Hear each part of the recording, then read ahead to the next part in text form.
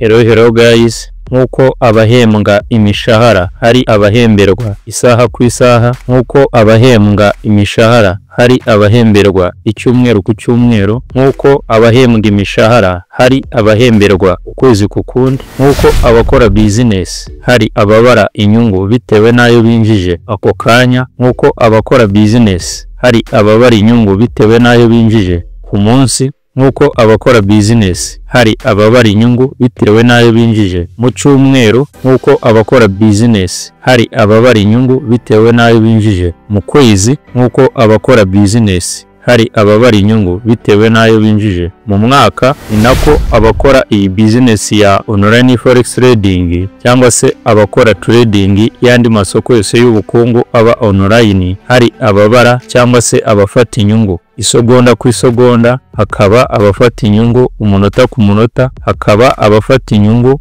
ku munsi, hakaba abafata inyungu orders zabo zimaze iminsi cyangwa se icyumweru mu isoko, hakaba n'abafata inyungu orders zabo zimaze amezi kugera ku mwaka mu isoko. Alright, what's up my fellow traders, murakaza neza kuri YouTube channel Icyerekezo Forex Academy, the place where all Rwandan and Burundian traders learned. Muri iyi video ugiye gusobanukirwa neza ubwoko bune butandukanye bw'abatraders dusanga muri iri soko rya forex ribera online. Urasobanukirwa neza buri kimwe cyose kibatandukanya, kandi ndizera ntashidikanya ko ku mpera y'iyi video uba wasobanukiwe neza buri kimwe cyose kibaranga, uburyo uhitamo ubwoko bw'umutrader ugomba kuba we. Alright, kureba iyi video yose ni iby'igiciro kandi ni iby'ingirakamaro kuri wowe, kubera ko turi buhite twinjira mu isoko kuri chat ya nyayo y'isoko, ubundi nkakwereka uko abo batraders batandukanye babigenza n'ikibatandukanya tugendeye ku isoko nyirizina. Alright, ngewe ukomeje kukugezaho aya masomo nitwa Bruno Ignace Gakwerere. Urasubscribe na like, unakomeze gusangiza aya masomo inshuti zawe zose ubona ziyakeneye, ukoze share. So guys, mbere yuko tureba ubwoko butandukanye bw'abatraders, nagira ngo nkubwire ko niba wumva witeguye kwiga neza iyi business, ukaba wumva ushaka ko twakwigisha aya masomo yose mu gihe kingana n'umwaka, ugukurikirana umunsi ku wundi ku giti cyawe bitagusabye ko wigira hano YouTube, kubera ko uwo dukurikirana umunsi ku wundi ku giti cye tumwigishiriza ahantu hatatu hatandukanye umunsi ku wundi, kandi hari ngombwa kugira ngo ashobore gusobanukirwa neza buri kimwe cyose kibera muri iri soko kugira ngo ashobore kuribyaza umusaruro. Niba wumva wifuza ko twagukurikirana ku giti cyawe tukwereka buri kimwe cyose uko gikora muri iri soko, waduhamagara cyangwa se ukatwandikira kuri iyi nimero ariyo guteranya 250 782445080, ubundi tukakubwira uko porogaramu y'amasomo ibimeze mu gihe kingana n'umwaka, ubundi tugahera ruhande tukakwigisha aya masomo yose ya online forex trading, tuguha na mentorship kugeza tugufashije kubaka strategy ya trading plan hamwe na psychology ya nyayo izagufasha kubyaza umusaruro iri soko mu buryo buhoraho mu gihe kirekire. Aho waba uri hose ku isi, aya masomo yose twayakwigisha nta kibazo dukoresheje leverage of technology cyangwa se ikoresha ububasha rya technology nta kibazo.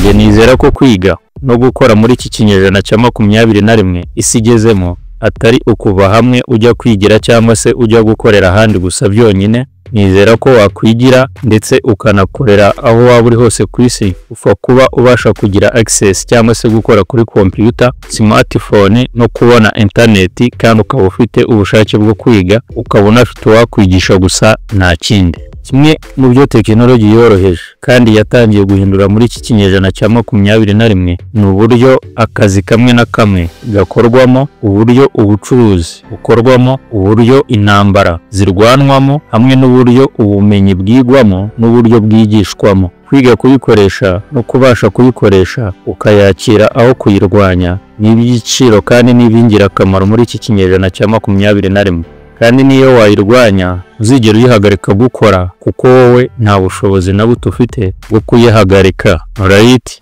it's not the education in school that determines our destiny, it's the education in life.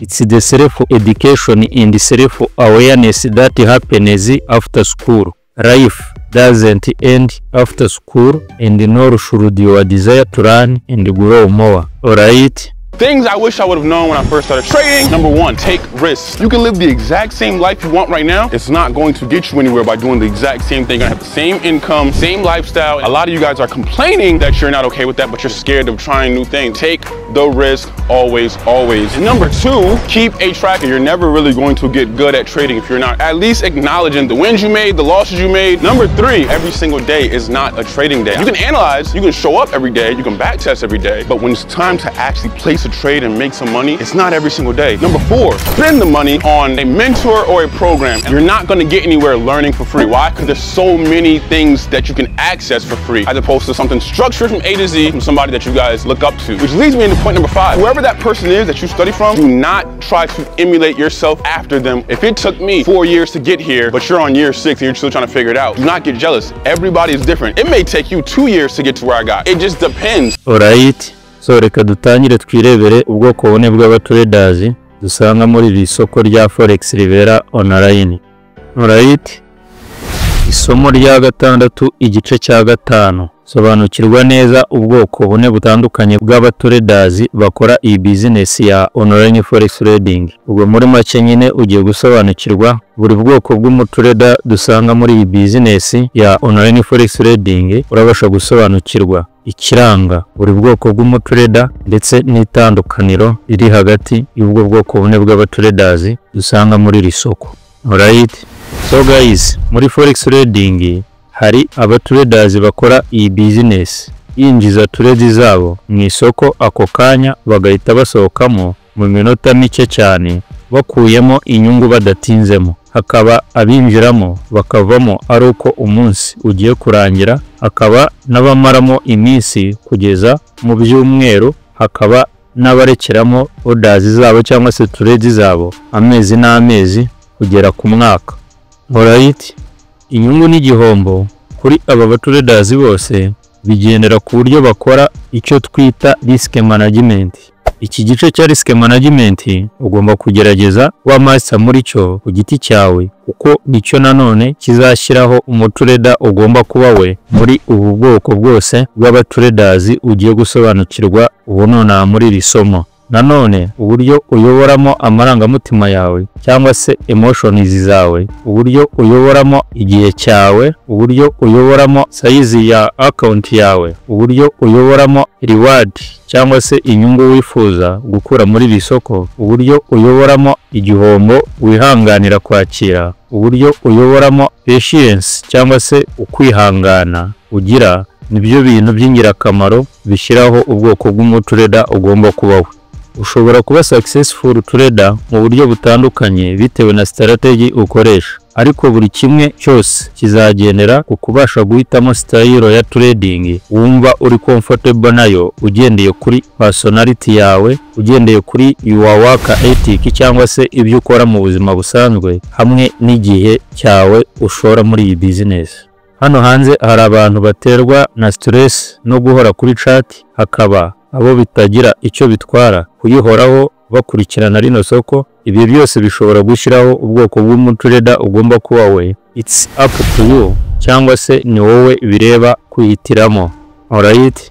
Ushobora gukarasa cyangwa se gushyiraho ubwoko bw'abatraders ugendeye ku bintu byinshi bitandukanye, urugero nko kugendera kuri trading style zabo, igihe trade zabo zimara mu isoko, cyangwa se holding periods zabo, instruments cyangwa se ibyo bakorera trading, uburyo bakoramo analysis, urugero nka fundamental news traders cyangwa se technical traders. Ariko hano muri iyi video ugiye gusobanukirwa neza ubwoko bw'abatraders tugendeye ku gihe orders zabo bazimaza mu isoko, cyangwa se holding periods mu gihe bafata inyungu, kubera ko ubu bwoko bugendera kuri holding cyangwa se mu gihe bamaza trade zabo mu isoko bukavaringa, cyangwa se bukubiyemo ubwo buryo bwose ushobora gukoresha ukarasa abatraders maze kuvuga. Alright. So tugendeye ku gihe abatraders bamara bari muri iri soko, cyangwa se tugendeye ku gihe trade zabo zimara mu isoko, habaho ubwoko bune bw'abatraders, ari bwo abitwa scalpers, day traders, swing traders hamwe na position traders. Muri iyi video ugiye gusobanukirwa neza aho abo bose batandukanira, ibibaranga, hanyuma nyuma ubwo wowe uzahitamo uwo ugomba kuba we ugendeye kuri lifestyle yawe hamwe na personality yawe hamwe n'ibyo ukunda gukora mu gihe ukora trading. Alright, so reka mpere wamaza trade zabo mu isoko igihe gito ngana ku bamaza trade zabo mu isoko igihe kirekire iyo binjije trades cyangwa se orders zabo muri iri soko. Umwanya wa mbere turahasanga ubwoko bw'abatraders ba mbere bitwa scalpers. Ese scalpers ni abaki?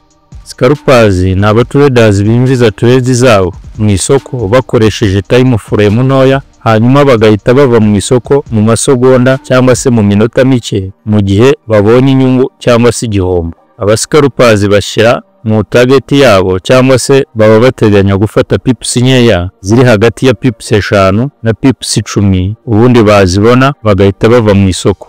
Scalpers iyo bakora trading bakunda gukoresha cyane time frame y'umunota umwe hamwe na time frame y'iminota 5. Aba scalpers nibo bakoresha igihe gito muri trading kubera ko inyungu baba bafata aba ari nke bitewe na pips bafata. Icyo gihe bibasaba ko bakora trades nyinshi kugira ngo inyungu yabo yiyongere. Scalpers iyo bakora trading ntabwo bakora amaso yabo kuri screen ya computer cyangwa se kuri chat ya trading muri computer cyangwa se muri smartphone mu gihe bakora trading, bitewe nuko ibyo baba bakora bifata igihe gito cyane kugira ngo babone results zabyo. Alright. For a beginner trader, what's better, scalping, day trading, or swing trading? The best trading style is going to depend on your personality. If you're patient, go for swing trading. If you're impatient, go for scalping. You can get in the market and out of the market within 15 minutes. So for me personally, I'd pick scalping. But wouldn't you say scalping is more of gambling? Scalping can be gambling. It's a very fine line, but it's up to you as a trader whether you treat it like that or not. Ubwo nibwo bwoko bwa mbere bw'abatraders yitwa aba scalpers. Alright. Bagiye ku bundi bwoko bwa kabiri bw'abatraders bitwa day traders. Ese day traders ni abaki? Day traders ni abatraders bagura bakanagurisha currency pairs hanyuma bagategereza umunsi wose kugira ngo bave mu isoko. Muri make day traders iyo binjije trades zabo cyangwa se orders zabo mu isoko, profit cyangwa se igihombo babona babibara ku munsi kubera ko umunsi udashobora kurangira bakiri mu isoko. Day traders bakora trades zitandukanye mu munsi. Iyo bakora trading bakunda kugendera kuri time frame y'iminota 15, y'iminota 30 hamwe n'iyisaha. Aba day traders iyo bakora trading bashyira muri target yabo cyangwa se baba batargetinga cyangwa se bateganya gufata pips ziri hagati ya 20 na 40 mu nyungu, ubundi bazibona bagahita bava mu isoko.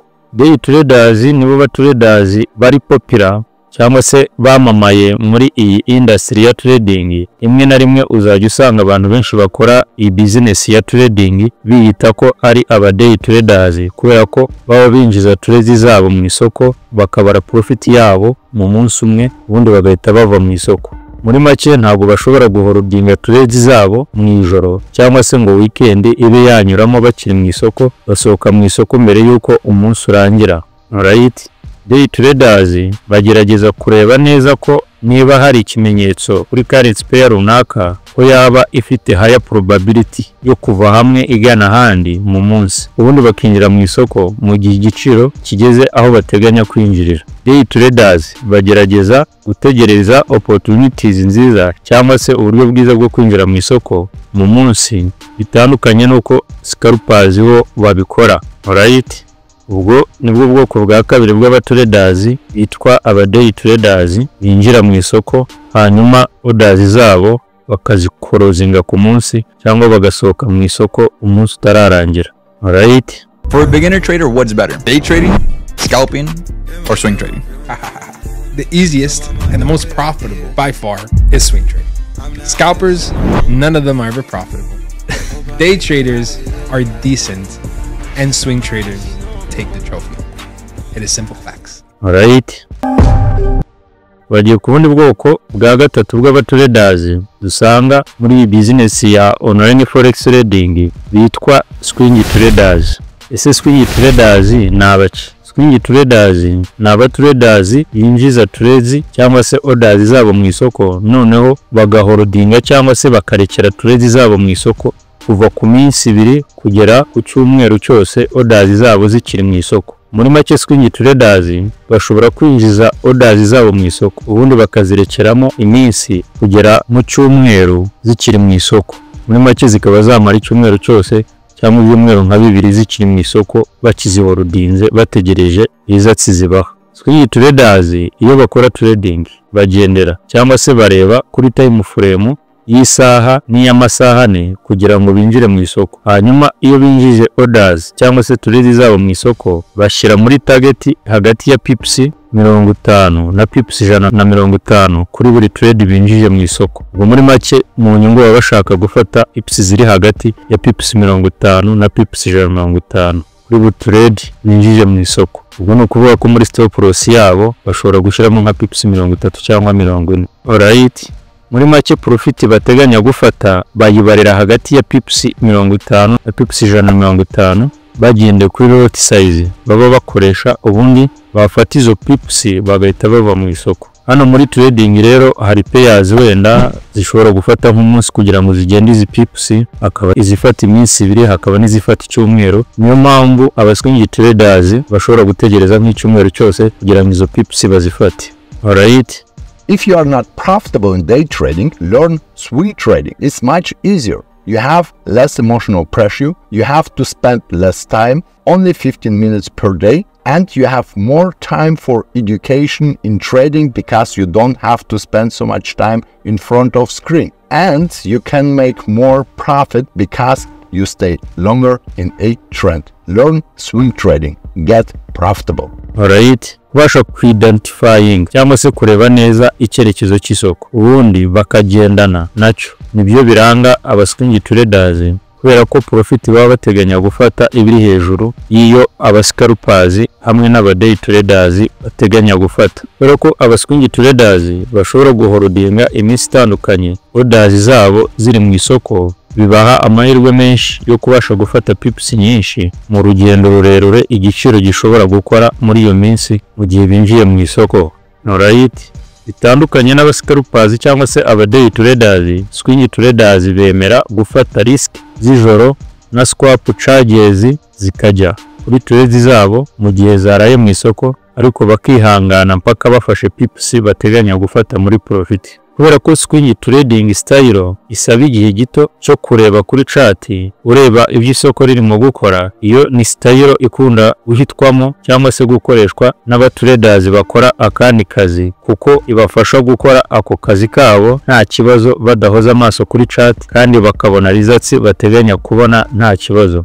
Muri make style ya swing trading iyo wabashije kwitoza kubikoresha neza uhita utandukana no kuba umucakara wa chart ukikorera indi mirimo nta kibazo ukajya ukora check za orders zawe igihe ubishakiye utiriwe amaso yawe uyahanze kuri chart ya trading. Mu gihe scalpers na day traders bo usanga amaso batayakura kuri chart ya trading.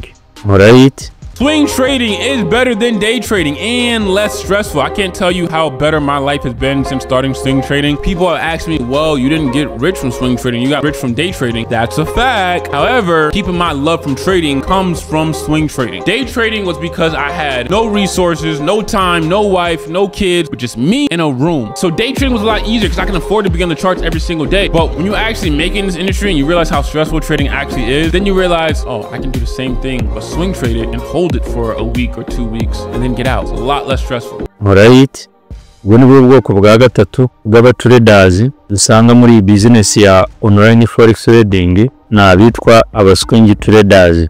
Alright, twagiye ku bundi bwoko bwa kane bw'abatraders dusanga muri iyi business cyangwa se bakora iyi business ya online forex trading na abitwa position traders. Ese position traders ni abaki? Position traders ni abatraders binjiza trades cyangwa se orders zabo mu isoko barangiza bagahorodinga cyangwa se bakarekera trades zabo mu isoko mu gihe cy'amezi runaka cyangwa se imyaka.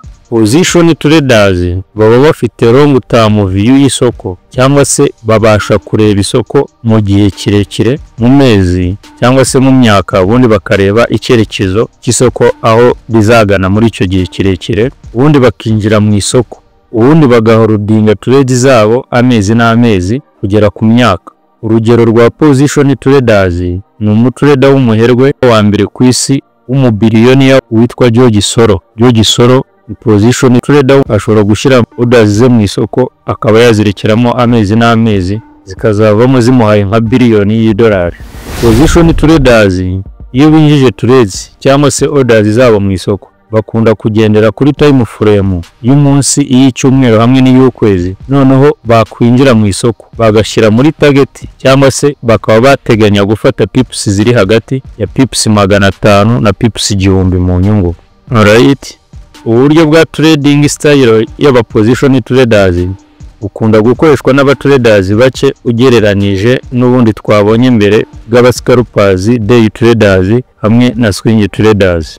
Muri make uko tugenda tuzamuka tuva kuri bariya baba scalpers, aba day traders, swing traders tuzamuka, niko umubare w'abagenda bakoresha ubwo buryo ugenda ugabanyuka, kubera ko muri rino soko ushobora gusanga aba scalpers ari amamiliyoni n'amamiliyoni, aba day traders bakaba ibihumbi, noneho aba swing traders bakaba amajana, noneho aba position traders bo bakaba ari abantu bakeya. Uko kuva kuri scalpers ugana kuri position traders niko umubare w'abagenda bahitamo ubwo buryo bwa trading ugenda ugabanyuka. Ariko ngewe swing trader kubera ko nyeshobora kwinjiza orders hano mu isoko, nazirekeramo hejuru y'iminsi 2 kugera mu cyumweru, mba nabetinga hagati ya pips 50 n'150 mu nyungu. Aba position traders bareba kuri chart igihe gito cyane mu gihe binjiye mu isoko, barinjira ubundi bagasetinga cyangwa se bagashyira mu murongo buri kimwe cyose, ubundi bakagenda bakiryamira trades zabo bakazibagirwa, bakajya baza gukora check mu gihe runaka bateganije nko mu kwezi. Aba position traders nibo bakunda gukoresha za trailing stop loss nabigishije, kuko zigenda zibafasha kurokinga cyangwa se gufunga profits zabo bagenda babona mu gihe isoko rikomeje kugana mu cyerekezo cyabo. Alright, so guys, iryo ni ryo tandukaniro ry'abatraders dusanga muri iri soko. Bamwe bamaramo igihe gito, abandi bakamaramo igihe kirekire. Ikindi nakongeraho itandukaniro ry'aba batraders nuko bitewe na time frames zitandukanye bagenderaho binjira mu isoko, usanga n'umubare wa trades binjiza mu isoko ziba zitandukanye. Urugero nk'aba scalpers bashobora kubona inturizi nyinshi mu minota mike cyane zibinjiza mu isoko, noneho bigatuma binjira mu isoko buri kanya kubera ko baba bafata udupips dukeya mu nyungu. Aba day traders nabo bitewe na time frame bagenderaho hamwe na target baba bafite, binjiza trades nke mu isoko ku munsi ugereranije n'aba scalpers. Noneho swing traders nabo bitewe na time frame bakoresha setup zabo ziba ari nke mu cyumweru ugendeye kuri time frame bakoresha, ariko bazibona bagafata iri pips byinshi mu nyungu. Position traders bo bashobora nko gukora trade imwe mu kwezi, ariko iyo trade yinjije mu isoko ikazaba mu isoko ari uko bayikuyemo agatubutse, kubera ko bashobora kuyimazamo amezi n'amezi. Muri make scalpers ushobora gusanga nko ku munsi hari abashobora kwinjira mu isoko inshuro ziri hagati y'5 n'10 ku munsi. Day traders ugasanga bashobora kwinjira mu isoko inshuro ziri hagati y'3 n'5 ku munsi. Noneho swing traders ugasanga hari abashobora kwinjira mu isoko inshuro ziri hagati y'2 n'5 mu cyumweru. Noneho position traders ugasanga hari abashobora kwinjira mu isoko inshuro ziri hagati y'2 n'5 mu mezi runaka. Iryo ni ryo tandukaniro y'ubwoko bune bw'abatraders. Ubwo nawe uzahitamo ubwo ugomba kuba we. Ushobora gufata umwanzuro wo kwitoza gukoresha buri bwoko tumaze kubona, ubundi ukareba ubugukorera akaba ari bwo wizirikaho ubuzima bwawe bwose mu gihe ukora trading ugendeye kuri lifestyle na personality yawe. Amahitamo na yawe. Alright, What are 3 steps that have generated you millions of dollars as a day trader? Remember, swing trading. The first thing is going to be money. You need money to make money. You're not going to just go click buttons on a demo account and money's going to fall from the sky. Second is you're going to need a profitable strategy. Without a strategy, even if you have the best risk management, you literally cannot make money with that money. You're just gonna blow it all. You're gonna end up quitting because it's gonna be too hard. And then third is you need to have a bulletproof mindset when it comes to trading. This is the only industry that you come into and your success is not guaranteed. You always have to put risk in order for you to potentially make something in return. And if you're not ready to have that mindset to face all of these challenges, you're not built for it. But if you crack that mindset, you will outweigh all the negatives in trading. You're gonna reap crazy rewards from this industry. Alright. So guys, mbere yuko winjiza trades zawe cyangwa se orders zawe mu isoko, ugomba kuzi mbere na mbere aho kwinjirira naho gusohokera mu isoko mu gihe ubonye inyungu cyangwa se igihombo. Nta mutrader winjira muri iri soko ngo arigumemo cyangwa ahorudinge trades ze indefinitely cyangwa se forever. Kumenya igihe cya nyacyo ugomba kumara mu isoko cyangwa se ugomba guholdinga orders zawe nibyo bizanashyiraho aho ugomba gusohokera mu isoko. Nuhitamo guholdinga trades cyangwa se orders zawe mu gihe kingana n'icyumweru, inyungu uzafata izaba iri hejuru cyane y'abaholdinga amasaha make, kubera ko ubuteganya ko igiciro kiri bugende urugendo rurerure ugendeye ku gihe runaka umaza trades zawe mu isoko. Uwo ni umwanzuro ufatwa n'umutrader ku giti cye agendeye kuri risk tolerance, lifestyle yifuza ndetse n'igihe amara kuri chart arimo gukora analysis y'isoko. Alright, uko ukora trading ugendeye kuri time frame nto, inako uzamara umwanya munini amaso yawe uyahanze kuri chart kugira ngo ukontrole trades zawe. Abascalpers n'aba day traders bibasaba kuba in touch kuri chart bareba uko ibiciro bigenda bihindagurika mu munsi, mu gihe swing traders hamwe na position traders bitabasaba guhoza amaso kuri chart bamonitoringa cyangwa se bareba iby'isoko ririmo gukora, kubera ko time frame bakoreramo trading aba ari igihe kirekire kandi bakaba bateganya gufata pips nyinshi mu nyungu. Alright, uko time frame iba ndende ikoreshwa muri trading, ni nako risk zifatwa mu kuyikoreraho trading nazo ziba nyinshi, kubera ko nk'abaswing traders cyangwa se position traders isoko rishobora kujya against them cyangwa se kujya mu cyerekezo kitari icyabo ikagenda pips nyinshi, bakihangana kugeza rigarutse ikajya mu nyungu ugereranije n'abakora trading kuri time frame nto. Muri make uko time frame igenda iba nini, ni nako pips zigenda zishyirwa muri risk zigenda ziyongera, none na take profit ikiyongera. Urugero nk'umuscalper ukora trading agendeye kuri time frame y'umunota umwe n'iminota 5 ashobora gushyira muri risk wenda hagati ya pips 5 na pips 8, ateganya gufata muri profit wenda pips 10 na 15. Noneho umuday trader ukora trading agendeye kuri time frame y'iminota 15 n'iyisaha cyangwa se iminota 30 agashyira muri risk hagati ya pips 10 na pips 20, ateganya gufata mu nyungu pips ziri hagati ya 30 na 40. Hanyuma umuswing trader ukora trading agendeye kuri time frame y'isaha n'amasaha 4 agashyira muri risk pips ziri hagati ya 30 na 40, ateganya gufata mu nyungu pips ziri hagati ya 50 n'ijana mu nyungu. Noneho position trader ukora trading agendeye kuri time frame y'umunsi n'icyumweru hamwe n'iy'ukwezi akaba yashyira muri risk pips ziri hagati ya 50 na 200, ateganya gufata mu nyungu pips ziri hagati ya 500 n'igihumbi mu nyungu. Alright, ushobora guhitamo uburebure bw'igihe umara uholdinze orders zawe ugendeye ku byo wumva ukunze bikunyuze, kandi ukagerageza kwitoza gukorera muri uwo murongo mu bihe bitandukanye kugira ngo urebe ko biguha results ushaka. Ibyo uzabikora ukora adjustment cyangwa se ubasha gushyira ku murongo profit uteganya gufata uyihuje na stop loss yawe, ukamakinga sure yuko uba ufite risk to reward ratio nziza, ukamenya ko size ya profit na stop loss byawe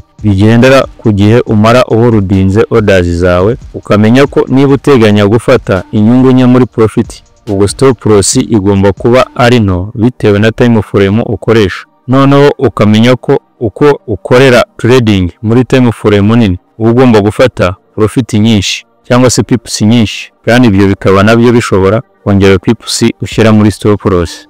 Alright, cyeka usobanukiwe neza buri kimwe cyose kijyanye n'ubwoko bw'abatraders. Reka tujye kuri chart y'isoko live ubundi nkwereke uko abo batraders bose babigenza n'ikibatandukanya mu isoko nyirizina. Alright, reka tujye kuri chart ya nyayo y'isoko ubundi nkwereke uko abo batraders bose babigenza n'igituma batandukana muri makeya bitewe n'ibyo bakorera hano mu isoko. Kugeza ubu nonaha ino chart turiho nonaha ni ya Euro USD bita mu frame y'uyu munsi. Ubwo ngiye guhera ku scalpers nkwereke uko babigenza, indangiza ngiye ku day traders nabo nkwereke uko babigenza, ngiye ku swing traders nkwereke uko babikora, ngiye no kuri position traders nabo nkwereke uko babikora. Uko nabikubwiye rero aba scalpers bakunda gukoresha time frame y'umunota umwe n'iminota 5. Ubwo reka tujye mu munota umwe kuri Euro USD turebe uko chart ya Euro USD imeze. Kugeza ubu nonaha urabona ni gutya chart ya Euro USD imeze mu munota umwe, mu minota 5 ni gutya imeze. Noneho ubu tugendeye kuri iyi chart uburyo imeze ya Euro USD, aba scalpers babigenza gute? Umuscalpers ashobora kuza kinjiramo hano abita aca hano resistance, kaza gaca hano support, noneho yarangiza agahita aca trend line gutya kuri ino chart ya Euro USD. Noneho yarangiza agakora analysis neza akareba ibyo isoko iri mu gukora, akaba wenda yaza nk'aha ngaha kuri ino resistance nciye akavuga ati ndi buhakorere sell. Noneho agategereza ko igiciro gishobora kuza kigatesingamo hano kuri 1.1643 akinjira. Ubwo tuwe mu rugero yinjira hano kuri 1.1643 wenda agashyira muri risk pips wenda 10, wenda ateganya gufata pips 15. Ubwo no kuvuga stop loss yagenda akayishyira kuri 1.5559, 1.5559. Ubwo stop loss dore yaza akayishyira mu byaha ngaha hano, dore hano hafi y'ino resistance. Nubwo akinjira mu isoko igiciro kikamanuka wenda akavuga ndateganya gufata pips 15, uturetse hano umanutse hano hasi pips 15 zaba ziri hehe muri aha ngaha. Nukuvuga rero ibi ngibi isoko rishobora kuhita ribikora rimuharizatse mu minota mike cyane cyangwa mu masegonda make cyane mu gihe yinjiye hano mu isoko. Uko niko aba scalpers babigenza, bo baraza bakigira muri zino time frame ntoya bakareba isoko rikora, bakariskinga udupips dukeya bongera bafata utundi dupips dukeya. Niko bagenda babigenza. Urabona ino ni time frame y'umunota umwe y'iminota 5 ni gutya imeze. Uko niko aba scalpers babigenza. None reka tujye ku ba day traders bo turebe ukuntu babigenza. Bo bakunda gukoresha time frame y'iminota 15, iminota 30 n'isaha imwe. Nkuko nabibabwiye rero yuko aba day traders baba bateganya gufata pips ziri hagati ya 20 na 40 cyangwa pips ziri hagati ya 30 na 40 muri take profit. Baraza bakareba no time frame y'isaha imwe, mu twitegereje kuri no time frame y'isaha imwe kuri Euro USD. None ko Euro USD imeze nk'irimo kumanuka. Noneho nk'umuday trader araza akabireba hano akavuga ngo Euro USD iyi ni resistance hano hejuru, kaza akarya no mu minota 30 akitegereza akareba akavuga ati ino resistance igiciro nikihagera nde witemo la sell Euro USD. Urumva?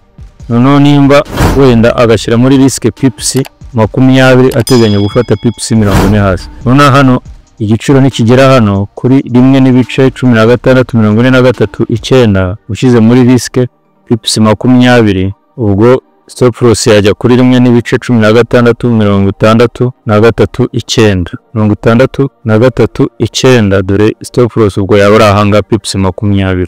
No take profit wakya pips 40, ubwo byahita biba 1.160339, 1.160339, ubwo take profit yabira hanga dore kuri no support.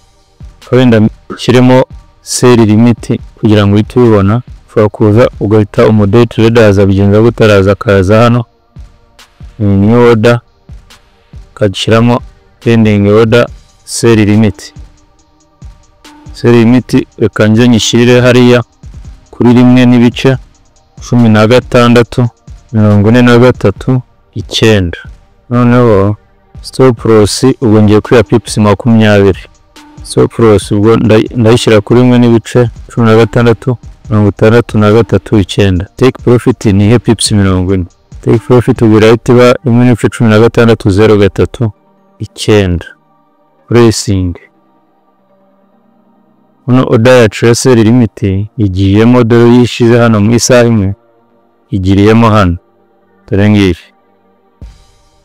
igiriye noneho stop loss pips 20 dore ngize hano hejuru take profit pips 40 dore ngize hano hasi dore ngize hano kuri no support uno kuvuga rero igiciro gishobora kuza kikajya hano kikangiza mu isoko cyarangiza kikamanuka kikamenya ngo hano nkafata pips 40 cyazamuka cyagera hano hejuru kikankura mu isoko nkaba mu isoko na pips 20 ibi ngibi rero nkoze bishobora kuba umunsi umwe nugurusho aba day traders bakora trading reka nje ku yindi currency pair noneho nkwereke uko swing traders babigenza na position traders uburyo babigenza kanje kuri GBPUSD wenda urabona hano GBPUSD turi mu kwezi reka nyishyiremo cyumweru turebe ukuntu imeze GBPUSD mu kuvuga hano turi kuri GBPUSD tugiye kureba uko aba swing traders babigenza swing traders ni babandi nyine bafata pips nyinshi muke muri take profit ubwo bariskinga pips ziri hagati ya 30 na 40 bateganya gufata muri profit hagati ya pips 50 n'ijana swing trader bigenza ati swing trader asaba kuza akareba rino soko hano turi mu cyumweru ubona ko iri soko ryari riri muri uptrend ariko urabona ko ubu ryamaje gukora breakout yino upward trend line uko byagenda uko ariko kose rishobora kugira gute kumanuka irigiye kumanuka none swing trader araza akabigenza gute atera imibare isoko gute araza akareba akavuga ati iri soko muri weekly ndabona igiye gutangira gusa nkaho rimanuka akaza akavuga ati niye nshobora kwinjira nka riskinga pips wenda 40 noneho take profit amakinga sure yuko wenda ashobora gufata pips ziri hagati ya 50 n'ijana akaza akagira gute akareba akajyamo muri daily time frame akareba akavuga isoko uko byagenda uko ariko kose urabona ko ryamanutse hano rikahita rirema resistance urumva kandi urabona ko nino resistance ryaremye ryarayitestinze ritariyongera ikamanuka abetaka akavuga ati isoko rishobora guhita rimanukira hano rikamanuka ibipips byinshi akaza agahita hano kuri no resistance akahinjirira agateganya pips ziri hagati ya 50 n'ijana umanutse hano hasi akaza agahita ajya hano kuri no resistance agahita ashyira nka sell limit akariskinga pips 40 hejuru atagetinga pips 50 hano hasi kawenda mite mbikora njye hano ishyiremo sell limit new order yariya kuri pending order njye hano sell limit kuri 1 n'ibice 35 83 5 wenda noneho mashyire order yanjye ya sell limit ubu ngiye kwinjiza orders targeting pips z'aba swing traders hano muri iri soko ubwo stop loss reka nyire pips 40 ndahita nyiya hano stop loss hano ni pips 40 leta biba 1 n'ibice 36 23 5 5 noneho take profit kanihe pips wenda zingahe 150 ubwo yahita iba 1 n'ibice 34 5 racing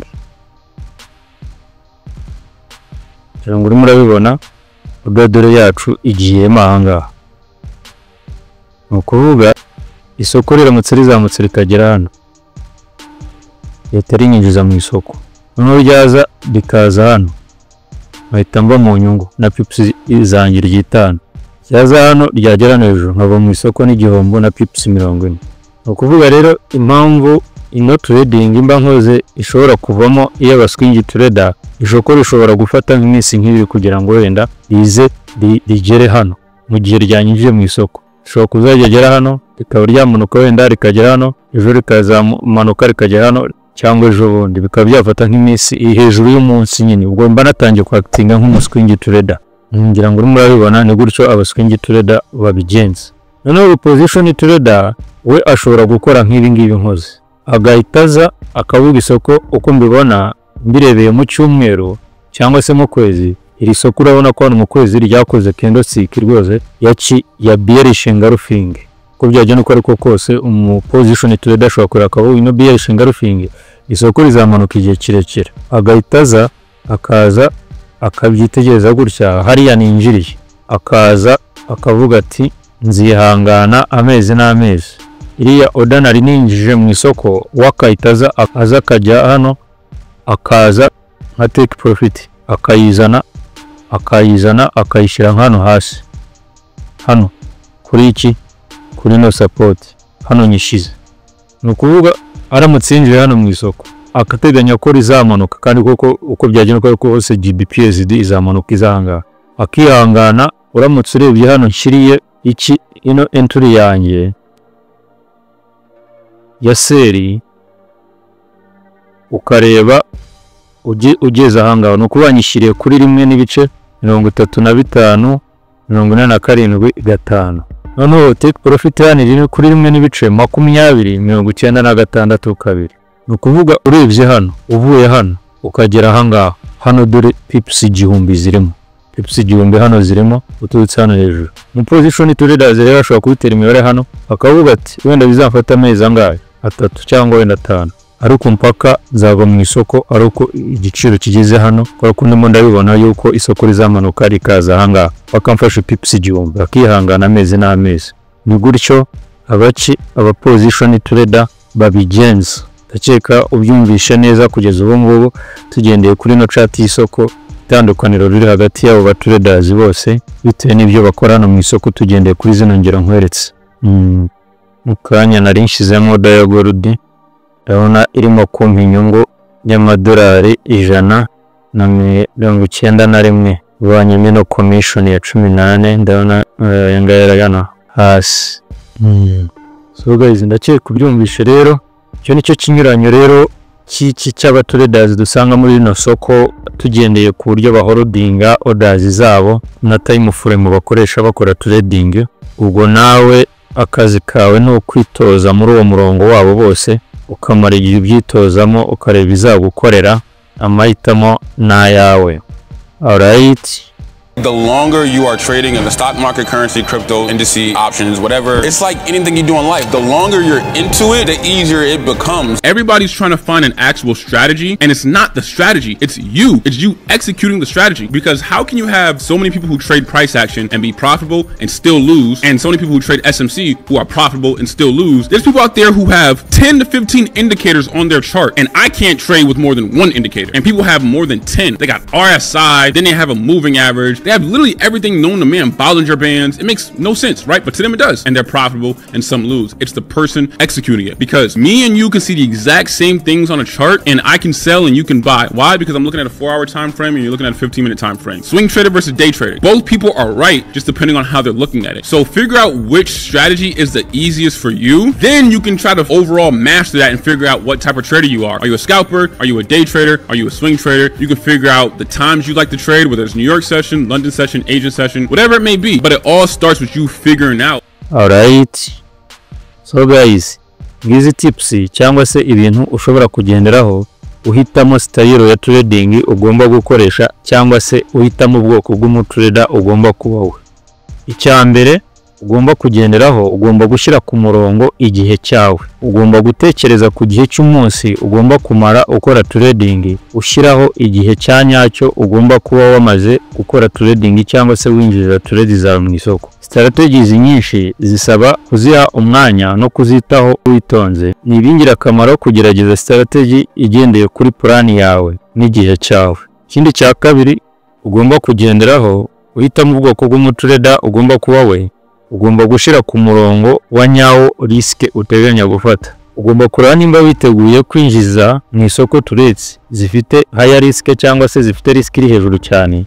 Methods cyangwa se strategies zimwe na zimwe zisaba risk iri hejuru, biri essential cyangwa se ni iby'ingirakamaro guhitamo strategy uri comfortable kuri yo cyangwa se wumva utuje mu mutima mu kuyikoresha, ubasha kwita cyane kuri risk management ushobora kwakira gukoresha mu gihe ukoresha iyo strategy. Ikindi cya gatatu ugomba kugenderaho uhitamo ubwoko bw'umutrader ugomba kuba we, ugomba kugerageza kureba kuri experience yawe ufite hano muri trading. Yeba cyane ku buryo uri comfortable cyangwa se ku buryo ukora practice ya trading kandi ukumva utuje mu kuyikora nta kibazo. Strategies zimwe na zimwe za trading zikenera ubumenyi bwinshi buri technical kurenza izindi. Ni iby'ingirakamaro ubasha guhitamo strategy ufitiye ubumenyi bwuzuye mu kubasha kuyikoresha. Alright, ikindi ugomba kugenderaho uhitamo ubwoko bw'umutrader ugomba kuba we, tekereza ku ngano y'inyungu ushaka kujya ufata. Ugomba kubanza kureba niba uri interested mu gushaka cyangwa se gufata inyungu z'ako kanya za hato na hato, cyangwa se niba uri comfortable mu gufata inyungu z'igihe kirekire, kubera ko strategies zimwe na zimwe zitanga uburyo bwiza bwo kubona inyungu ugendeye ku zindi. Kubasha guhitamo uko uzafata inyungu ugendeye kuri investment yawe nabyo bizashyiraho ubwoko bw'umutrader ugomba kuba we. Alright, izo ni tips cyangwa se ibintu ushobora kwitaho mu gihe uhitamo ubwoko bw'umutrader uteganya kuba we, kuzitaho no kugerageza kuzitozamo uzishyira mu bikorwa ubundi ukazisobanukirwa neza. Ni iby'ingirakamaro hano. Alright, Why do you say that swing traders make more money than day traders and scalpers? Swing traders catch bigger moves, right? Day traders and scalpers catch smaller moves. Which results to more money? Yes and no, because I can have one trade that gives me a 1 to 6, 1 to 7 risk reward, and I don't have to do anything. For you to get a 1 to 6, 1 to 7, you have to take 4 or 5 trades, which you're overexposing yourself and putting more money at risk. I'm making a 1 to 6, 1 to 7 with the same risk, which I'm making more money with my money without having to add risk. But that means you only have one opportunity per week. You don't need more than that. I mean, this is what I gotta say. What color is your Bugatti? alright. So guys, ndakeka kugeza ubu umaje gusobanukirwa neza ubwoko butandukanye bw'abatraders, ndakeka gusobanukiwe neza scalpers abaribo, ndakeka usobanukiwe neza day traders abaribo, ndakeka usobanukiwe neza abitwa swing traders abaribo, ndetse ukabona sobanukiwe neza abitwa position traders abaribo. Ndakeka ubashije kumva neza igitandukanya abo batraders bose, ndetse ukaba unasobanukiwe neza ubwoko bw'umutrader ushobora guhitamo kuba we ugendeye kuri lifestyle y'ubuzima bwawe ndetse na personality yawe. Alright, so guys, ikintu cyitwa mastery na experience ni ntagereranwa muri iyi business ya online forex trading. Ibyo bintu nta kiguzi cyabyo mbona ahangaha, kuko bishobora gutungurana ukabona biguhinduye umuherwe mu gihe gito cyane iyo wamaze kubyubaka neza, kandi ibyo bintu kubyubaka bisaba igihe kirekire kugira ngo ube professional muri byo. Forex trading nta buri kimwe cyose ukora mu buzima busanzwe wumva ko usobanukiwe neza cyane. Uko uyitindamo uri mu murongo muzima udafite akajagari, ni nako ugenda wiyumvamo ukaba master muri yo, ndetse ukayigiraho experience ihagije. Forex trading nta itaniye n'umwaterete cyangwa se umukinnyi uri professional mu mwuga we.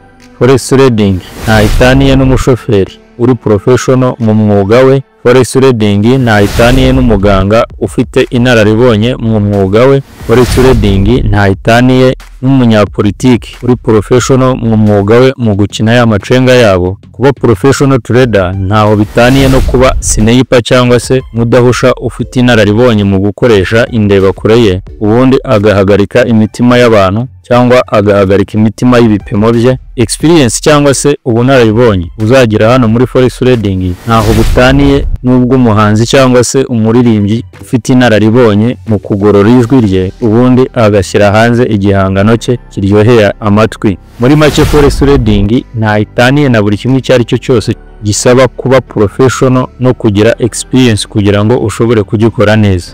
Mastery na experience ikiguzi cyabyo ni ntagereranwa muri iyi business, kandi kubasha kubyitaho no kubigira ntago bihuruduka ngo ubone bikwituyeho, ahubwo bisaba ikiguzi no kwitanga mu gihe uri muri iyi business. Alright, What would be one last piece of advice you could give out there to a startup trader? Don't give yourself a time limit. I don't care if it takes 8 years, 9 years, 10 years. People gotta understand, they're looking at everybody out here. They see somebody making $500,000 in a month trading, and they think that's realistic. If you make over $80,000 a year, you are one of the best of the best. Somebody making $500,000 in a day, use that as motivation, but when you don't do it and you're only making $8,000 a month, that is amazing because you're making 100 and something K a year. Everybody's trying to help you out here, but also be a man, be a woman, and take initiative yourself. And when it comes to money, you guys take everything your parents have taught you, and they've never made more than 6 figures, let alone never made more than 50K a year, 60K, 70K, 80K, and they're telling you to do this, don't do this, don't do that. They're putting fear in your heart. They're not allowing you to take risks. They don't know anything. Do what you want. That's personal finance. Do what you want and make your own mistakes and make your own rights. Alright. Hano hanze hari ubumenyi burimo amafaranga atari muri porogaramu y'imishahara cyangwa se ubumenyi utagusaba ko urwanira kuzamurwa mu nzego kugira ngo wumve unyuzwe n'umushahara uhembwa kandi utanazi neza inyuma y'igikuta izo nzego urwanira kurira cyangwa se gupanda zegetseho uko hameze inyuma yacu. Ndavuga bwa bumenyi udakenera approval na validation y'agatsiko k'abantu runaka kugira ngo ubukoreshe, kandi ubwo bumenyi ukaba wabukoresha aho waba uri hose ku isi bitagusabye ko wizirikira cyangwa se ubyukira kuri office runaka kugira ngo ubukoreshe. Alright, so icyerekezo Forex Academy do ubumenyi abahinduka abatraders banyabo bagira inararibonye ubundi bakabasha kubyaza umusaruro iri soko mu buryo buhoraho mu gihe kirekire. Twe ntabwo duha ubumenyi abahinduka abakinyi b'urusimbi muri iyi business. Ati icyerekezo Forex Academy, we train and coach those who become real professional traders. We are not here to train and coach those who become gamblers. Alright. How much money have you made in total from trading? My first year, I probably lost around $6,000 to $8,000 to make $1. My second year, I probably lost around $20,000 to $30,000. On my third year, the first 6 months, I was losing, but then I started to break even. And then on the other 6 months of the third year, I actually ended up making a little bit over $100,000. My first year actually being profitable in trading. My fourth year, I made my first $1 million. On my fifth year, I surpassed $5 million. And on my 6th year and now forward, I am easily an 8-figure trader. It's been a very, very long journey. I get to see something that I did not know was going to be possible at 24 fucking years old. Imagine owning a private jet at just 24 years old. Most people dream about it, but he actually did it. From trading to doubling down on his goals, he earned every dollar the hard way. This isn't luck, it's pure dedication turned into real success. Alright.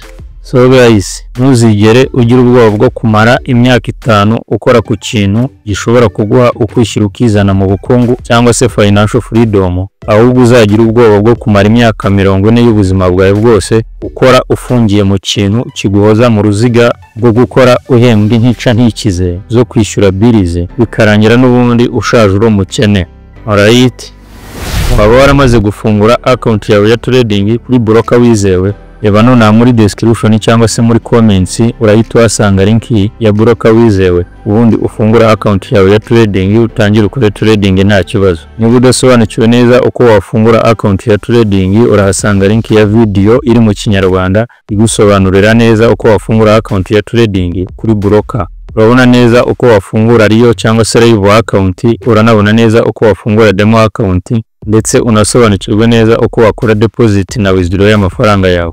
Uranabona uburyo bwinshi butandukanye wakoramo icyo gikorwa cyo gushyira no gukora amafaranga yawe kuri account ya trading, harimo MTN Mobile Money na Airtel Money. Alright. Urasubscribe na like, unakomeze gusangiza amasomo inshuti zawe zose ubona ziyakeneye, ukoze share. Reka twongere duhure muri indi somo rikurikiraho gukomeza gusobanukirwa no kureba kure n'ibikomeze bibane nawe. Bye bye.